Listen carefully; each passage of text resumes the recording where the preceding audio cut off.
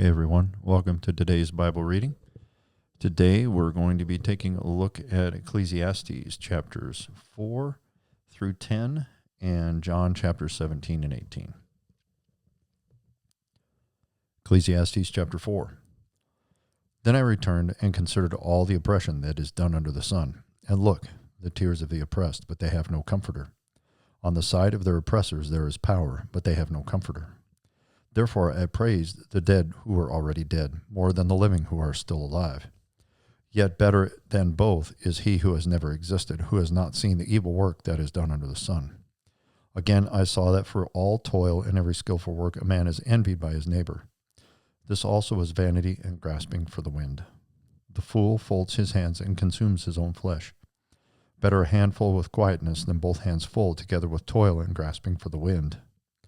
Then I returned, and I saw vanity under the sun. There is one alone without companion. He has neither son nor brother. Yet there is no end to all his labors, nor is his eye satisfied with riches. But he never asked, for whom do I toil and deprive myself of good? This also is vanity, and a grave misfortune. Two are better than one, because they have a good reward for their labor. For if they fall, one will lift up his companion. But woe to him who is alone when he falls, for he has no one to help him up. Again, if two lie down together, they will keep warm, but how can one be warm alone? Though one may be overpowered by another, two can withstand him, and a threefold cord is not quickly broken. Better a poor and wise youth than an old and foolish king who will be admonished no more. For he comes out of prison to be king, although he was born poor in his kingdom. I saw all the living who walk under the sun. They were with the second youths who stands in his place. There was no end of all the people over whom he was made king, yet those who come afterwards will not rejoice in him. Surely this also is vanity and grasping for the wind.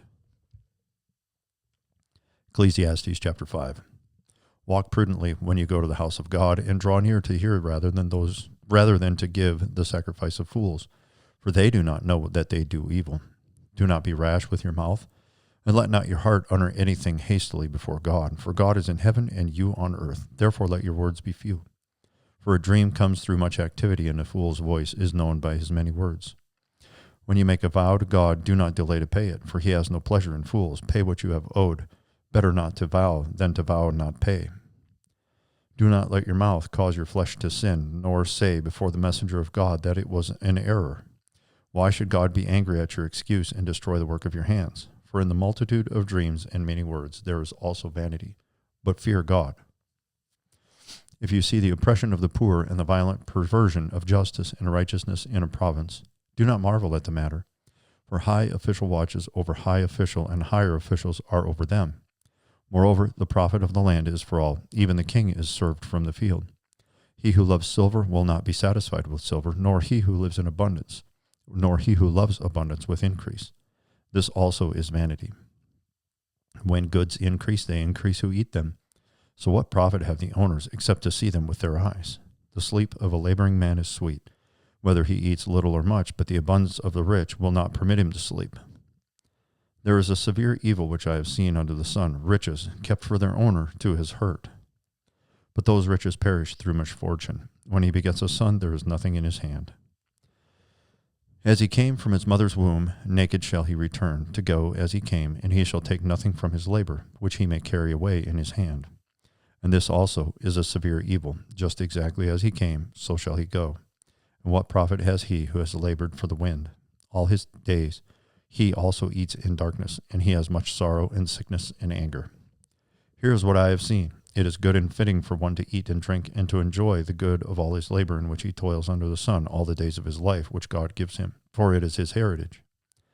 As for every man to whom God has given riches and wealth, and given him power to eat of it, to receive his heritage and rejoice in his labor, this is the gift of God. For he will not dwell unduly on the days of his life, because God keeps him busy with the joy of his heart. Ecclesiastes chapter 6. There is an evil which I have seen under the sun, and it is common among men. A man to whom God has given riches and wealth and honor, so that he lacks nothing for himself of all he desires. Yet God does not give him power to eat of it, but a foreigner consumes it. This is vanity, and it is an evil affliction. If a man begets 100 children and lives many years, so that the days of his years are many, But his soul is not satisfied with goodness, or indeed he has no burial. I say that a stillborn child is better than he. For it comes in vanity and departs in darkness, and its name is covered with darkness. Though it has not seen the sun or known anything, this has more rest than that man. Even if he lives 1,000 years twice, but has not seen goodness, do not all go to one place? All the labor of man is for his youth, or is for his mouth, and yet the soul is not satisfied. For what more has the wise man than the fool? What does the poor man have, who knows how to walk before the living? Better is the sight of the eyes than the wandering of desire.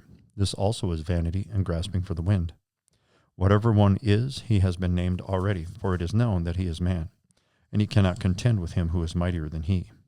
Since there are many things that increase vanity, how is man the better? For who knows what is good for man in life, all the days of his vain life which he passes like a shadow? Who can tell a man what will happen after him under the sun? Ecclesiastes chapter 7. A good name is better than precious ointment, and the day of death better than the day of one's birth. Better to go on the house of mourning than to go to the house of feasting, for that is the end of all men, and the living will take it to heart. Sorrow is better than laughter, for by a sad countenance the heart is made better. The heart of the wise is in the house of mourning, but the heart of fools is in the house of mirth. It is better to hear the rebuke of the wise than for a man to hear the song of fools. For like the crackling of thorns under a pot, so is the laughter of the fool. This also is vanity. Surely oppression destroys a wise man's reason, and a bribe debases the heart. The end of a thing is better than its beginning. The patient in spirit is better than the proud in spirit. Do not hasten in your spirit to be angry, for anger rests in the bosom of fools. Do not say, why were the former days better than these? For you do not inquire wisely concerning this. Wisdom is good with an inheritance, and profitable to those who see the sun. There we go. For wisdom is a defense, as money is a defense, but the excellence of knowledge is that wisdom gives life to those who have it. Consider the work of God, for who can make straight what he has made crooked? In the day of prosperity be joyful, but in the day of adversity consider. Surely God has appointed the one as well as the other, so that man can find out nothing that will come after him. I have seen everything in my days of vanity. There is a just man who perishes in his righteousness, and there is a wicked man who prolongs life in his wickedness. Do not be overly righteous, nor be overly wise. Why should you destroy yourself? Do not be overly wicked, nor be foolish. Why should you die before your time? It is good that you grasp this also not remove your hand from the other. For he who fears God will escape them all. Wisdom strengthens the wise more than 10 rulers of the city. For there is not a just man on earth who does good and does not sin. Also, do not take to heart everything people say, lest you hear your servant cursing you. For many times also your own heart has known that even you have cursed others. All this I have proved by wisdom. I said, I will be wise, but it was far from me. As for that which is far off and exceedingly deep, who can find it out? I applied my heart to know, to search and seek out wisdom and the reason of things, to know the wickedness of folly, even of foolishness and madness. And I find more bitter than death the woman whose heart is snares and nets, whose hands are fetters. He who pleases God shall escape from her, but the sinner shall be trapped by her. Here's what I have found, says the preacher, adding one thing to the other to find out the reason which my soul still seeks but I cannot find. One man among 1,000 I have found, but a woman among all these I have not found. Truly this only I have found, that God made man upright, but they have sought out many schemes. Ecclesiastes chapter 8. Who is like a wise man, and who knows the interpretation of a thing? A man's wisdom makes his face shine, and the sternness of his face is changed. I say, keep the king's commandment for the sake of your oath to God. Do not be hasty to go from his presence. Do not take your stand for an evil thing, for he does whatever pleases him. Where the word of a king is, there is power. And who may say to him, what are you doing? He who keeps his command will experience nothing harmful, and a wise man's heart discerns both time and judgment. Because for every matter there is a time and judgment, though the misery of man increases greatly. For he does not know what will happen, so who can tell him when it will occur? No one has power over the spirit to retain the spirit, and no one has power in the day of death. There is no release from that war, and wickedness will not deliver those who are given to it.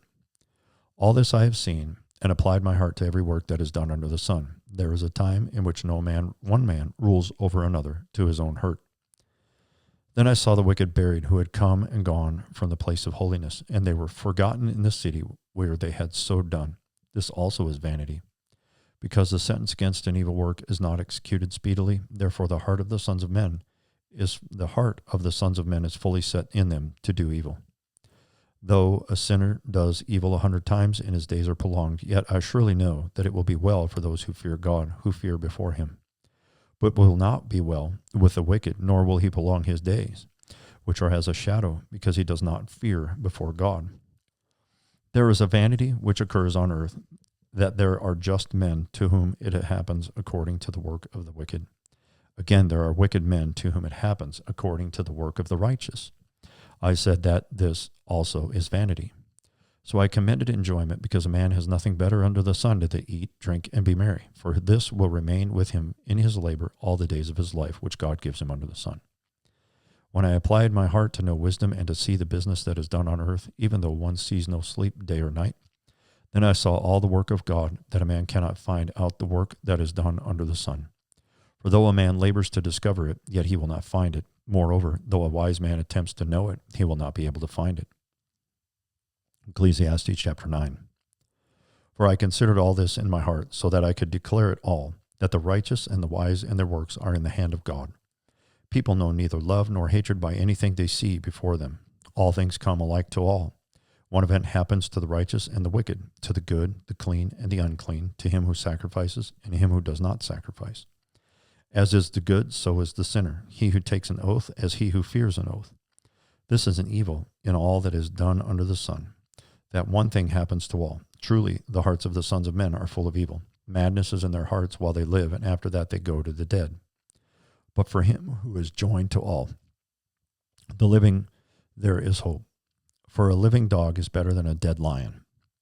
For the living know that they will die, but the dead know nothing, and they have no more reward, for the memory of them is forgotten. Also their love, their hatred, and their envy have now perished. Never more will they have a share in anything done under the sun. Go, eat your bread with joy, and drink your wine with a merry heart, for God has already accepted your works. Let your garments always be white, and let your head lack no oil. Live joyfully with the wife whom you love all the days of your vain life, in which he has given you under the sun. All of your days of vanity, for that is your portion in life, and in the labor which you perform under the sun. Whatever your hand finds to do, do it with your might, for there is no work or device or knowledge or wisdom in the grave where you are going. I returned and saw under the sun that the race is not to the swift, nor the battle to the strong, nor bread to the wise, nor riches to men of understanding, nor favor to men of skill, but time and chance happen to them all. For man also does not know his time. Like fish taken in a cruel net, like birds caught in a snare, so the sons of men are snared in an evil time, when it falls suddenly upon them. This wisdom I have also seen under the sun, and it seemed great to me. There was a little city with few men in it, and a great king came against it, besieged it, and built great snares around it. Now there was found in it a poor wise man, and he, by his wisdom, delivered the city, yet no one remembered that same poor man. Then I said, wisdom is better than strength. Nevertheless, the poor man's wisdom is despised, and his words are not heard.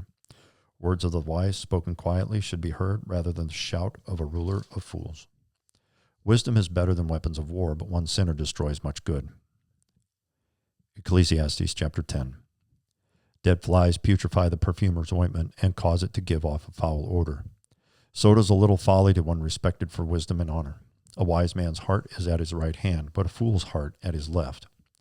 Even when a fool walks along the way, he lacks wisdom, and he shows everyone that he is a fool.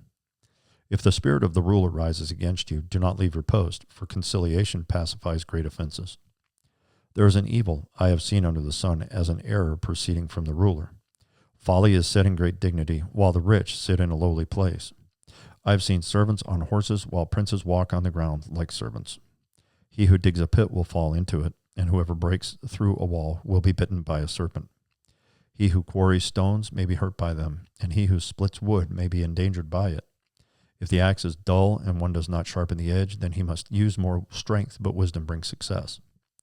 A serpent may bite when it is not charmed. The babbler is no different. The words of a wise man's mouth are gracious, but the lips of a fool shall swallow him up. The words of his mouth begin with foolishness, and the end of his talk is raving madness. A fool also multiplies words. No man knows what it is to be. Who can tell him what will be after him? The labor of fools wearies them, for they do not even know how to go to the city. Woe to you, O land, when your king is a child, and your princes feast in the morning. Blessed are you, O land, when your king is the son of nobles, and your princes feast at the proper time, for strength and not for drunkenness. Because of laziness the building decays, and through idleness of hands the house leaks. A feast is made for laughter, and wine makes merry, but a money answers everything. Do not curse the king, even in your thought. Do not curse the rich, even in your bedroom. For a bird of the air may carry your voice, and a bird in flight may tell the matter. Alrighty. We'll head over to John chapter 17. John chapter 17. Jesus spoke these words, lifted up his eyes to heaven, and said, Father, the hour is come. Glorify your Son, that your Son also may glorify you. As you have given him authority over all flesh, that he should give eternal life to as many as you have given him. And this is eternal life, that they may know you, the only true God, and Jesus Christ, whom you have sent. I have glorified you on the earth. I have finished the work which you have given me to do. And now, O Father, glorify me together with yourself, with the glory which I had with you before the world was. I have manifested your name to the men whom you have given me out of the world. They were yours, you gave them to me, and they have kept your word. Now they have known that all things which you have given me are from you. For I have given to them the words which you have given me, and they have received them, and have known surely that I came forth from you, and they have believed that you sent me. I pray for them. I do not pray for the world, but for those whom you have given me, for they are yours. And all mine are yours, and yours are mine, and I am glorified in them. Now I am no longer in the world, but these are in the world, and I come to you. Holy Father, keep through your name those whom you have given me, that they may be one as we are. While I was with them in the world, and I kept them in your name. Those whom you gave me, I have kept, and none of them is lost, except the son of perdition, that the scripture might be fulfilled. But now I come to you, and these things I speak in the world, that they may have my joy fulfilled in themselves. I have given them your word, and the world has hated them, because they are not of the world, just as I am not of the world. I do not pray that you should take them out of the world, but that you should keep them from the evil one. They are not of the world, just as I am not of the world. Sanctify them by your truth. Your word is truth. As you sent me into the world, I also have sent them into the world. And for their sakes I sanctify myself, that they also may be sanctified by the truth. I do not pray for these alone, but also for those who will believe in me through their word, that they all may be one, as you, Father, are in me and I in you, that they also may be one in us, that the world may believe that you sent me. And the glory which you gave me, I have given them, that they may be one just as we are one, in them and you in me, that they may be made perfect in one, and that the world may know that you have sent me, and have loved them as you have loved me. Father, I desire that they also whom you gave me may be with me where I am, that they may behold my glory which you have given me, for you loved me before the foundation of the world. O righteous Father, the world has not known you, but I have known you, and these have known that you sent me, and I have declared to them your name and will declare it, that the love with which you loved me may be in them, and I in them. John chapter 18. When Jesus had spoken these words, he went out with his disciples over the brook Kidron, where there was a garden, which he and his disciples entered. And Judas, who betrayed him, also knew the place, for Jesus often met there with his disciples. Then Judas, having received a detachment of troops and officers from the chief priests and Pharisees, came there with lanterns, torches, and weapons. Jesus, therefore, knowing all things that would come upon him, went forward and said to them, Whom are you seeking? They answered him, Jesus of Nazareth. Jesus said to them, I am he. And Judas, who betrayed him, also stood with them. Now when he said to them, I am he, they drew back and fell to the ground. Then he asked them again, Whom are you seeking? And they said, Jesus of Nazareth. Jesus answered, I have told you that I am he. Therefore, if you seek me, let these go their way. That the saying might be fulfilled which he spoke, Of those whom you gave me, I have lost none. Then Simon Peter, having a sword, drew it, and struck the high priest's servant, and cut off his right ear. The servant's name was Malchus. So Jesus said to Peter, "Put your sword into the sheath. Shall I not drink the cup which my Father has given me?"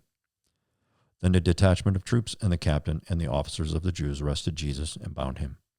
And they led him away to Annas first, for he was the father-in-law of Caiaphas, who was the high priest that year. Now it was Caiaphas who advised the Jews that it would be expedient that one man should die for the people. And Simon Peter followed Jesus, and so did another disciple. Now that disciple was known to the high priest, and went with Jesus into the courtyard of the high priest. But Peter stood at the door outside. Then the other disciple who was known to the high priest went out and spoke to her, who kept the door, and brought Peter in. Then the servant girl who kept the door said to Peter, "You are not also one of this man's disciples, are you?" He said, "I am not." Now the servants and officers who had made a fire of coals stood there, for it was cold, and they warmed themselves, and Peter stood with them and warmed himself. The high priest then asked Jesus about his disciples and his doctrine. Jesus answered him, "I spoke openly to the world. I always taught in synagogues and in the temple where the Jews always meet, and in secret I have said nothing. Why do you ask me? Ask those who have heard me what I said to them. Indeed, they know what I said." And when he had said these things, one of the officers who stood by, struck Jesus with the palm of his hand, saying, "Do you answer the high priest like that?" Jesus answered him, "If I have spoken evil, bear witness of the evil, but if well, why do you strike me?" Then Annas sent him bound to Caiaphas the high priest. Now Simon Peter stood and warmed himself. Therefore they said to him, "You are not also one of his disciples, are you?" He denied it and said, "I am not." One of the servants of the high priest, a relative of him whose ear Peter cut off, said, "Did I not see you in the garden with him?" Peter then denied again, and immediately a rooster crowed. Then they led Jesus from Caiaphas to the praetorium, and it was early morning. But they themselves did not go into the praetorium, lest they should be defiled, but that they might eat the Passover. Pilate then went out to them and said, "What accusation do you bring against this man?" They answered and said to him, "If he were not an evildoer, we would not have delivered him up to you." Then Pilate said to them, "You take him and judge him according to your law." Therefore the Jews said to him, "It is not lawful for us to put anyone to death," that the saying of Jesus might be fulfilled which he spoke, signifying by what death he would die. Then Pilate entered the praetorium again, called Jesus, and said to him, "Are you the king of the Jews?" Jesus answered him, "Are you speaking for yourself about this, or did others tell you this concerning me?" Pilate answered, "Am I a Jew? Your own nation and the chief priests have delivered you to me. What have you done?" Jesus answered, "My kingdom is not of this world. If my kingdom were of this world, my servants would fight, so that I should not be delivered to the Jews. But now my kingdom is not from here." Pilate therefore said to him, "Are you a king then?" Jesus answered, "You say rightly that I am a king. For this cause I was born, and for this cause I have come into the world, that I should bear witness to the truth. Everyone who is of the truth hears my voice." Pilate said to him, "What is truth?" And when he had said this, he went out again to the Jews and said to them, "I find no fault in him at all. But you have a custom that I should release someone to you at the Passover. Do you therefore want me to release to you the king of the Jews?" Then they all cried again, saying, "Not this man, but Barabbas." Now Barabbas was a robber. Thank you so much for joining me again today. I sure appreciate it. We'll see you tomorrow.